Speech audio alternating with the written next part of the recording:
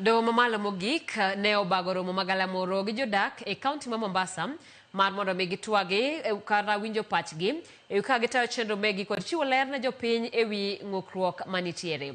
Moko kuom jopiny ne oseyo dono kuom beko tol e ng'ado moko kuom buche michwalo negi gino ma gikoni chal ni timore nikech piny owacho buogogi. Jojaoko nigi ler mathoth kowuok Mombasa. En romo mane okelo kanyakla jong'ad bura e doho mamalo mar Supreme Court to kod jodak e kaunti ma Mombasa mar twak ewi okange ma dohono osegoyo. Kae moko kuom jodak ne onyiso luoro ni chal ni dohono duoko chien bith mare e ng'ado moko kuom buche to chutho nyaka ne giwit kuchande yiero mar higa 2017. After the 2017 election petition case, it's like you are developing cold feet, the Supreme Court. It's like you've been intimidated by the state and you are losing your grip. Okay, we are a constitutional democracy, but from where I stand, we are a wobbly democracy. At times I wonder, are we a failed democracy? Are we a catalyzed democracy? Are we a democracy sui generis? Because when we have a democracy without an official opposition, what does this mean? Kotel na gikodo kil Yusuf Abubakar mabende en jakedo ne ratich oganda gikoni doho no chal ni pok wuok oko motegno e ng'ado buche to chutho mago motenore gi rocho ratich oganda. En wach makata kamano ne okwedi gi jong'ad burago makoni chike matayogi e bura mora mora mochwal e nyimgi.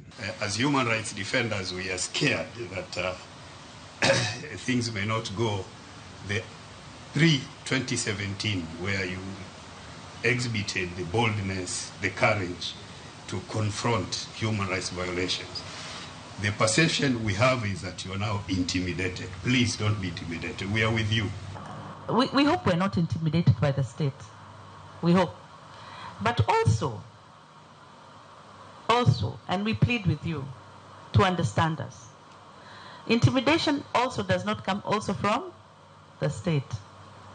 Intimidation will come from religious groups who say, you must decide this way. So in the end, we just have to look at what does the law say? Because whatever we do, years from now, people will check and see, did they follow the law or did they not follow the law? I think we've done well. If you allow me to judge that with these 13 years, we've done very, very well. And so when we had our conference, we discussed all the 5 areas of jurisdiction. Only one has not been tasted, the one for state of emergency. But we looked at the presidential election petitions and the other petitions that come to the Supreme Court. And we think as a result of our decisions over the years, the law seems now settled. Pogruok mathoro nyiedhore kinde ka opach jopiny kata public participation to chutho kinde mag lieko budget ne bende olosie kuma ne oyangore ni nyao pod nitiere e chik mar tayo chenro no. We saw the National Assembly even coming up with some detailed documents of what to feel when. Immediately that decision was reversed with the Finance Act of 2023. They completely changed. And so it is documents that are brought so that this public participation is not taken very seriously. The National Assembly or Parliament has not enacted a law on public participation. And therefore the detail on how public participation should be conducted is what the challenge is. We raised this in our decision in BBI, and we gave principles, like we should as a court, what should be the guidelines for public participation, and we asked Parliament to enact a law. Ne bende gichiwo ler ewi bura manyocha gi ng'ado mar puodho ndiko riwruok mar LGBTQ moting'o johera manie chwech achiel. LGBTQ issue. And we all agreed that this one was against our society, both the religion people and the non-religious, like the traditional religions.